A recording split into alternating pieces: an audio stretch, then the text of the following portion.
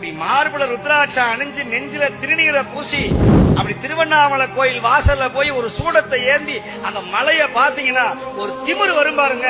அந்த திமிரு உலகத்துல வேற எவனுக்கும் வராது, சிவனடியார் மட்டும்தான் வரும். இருந்து பாருங்க.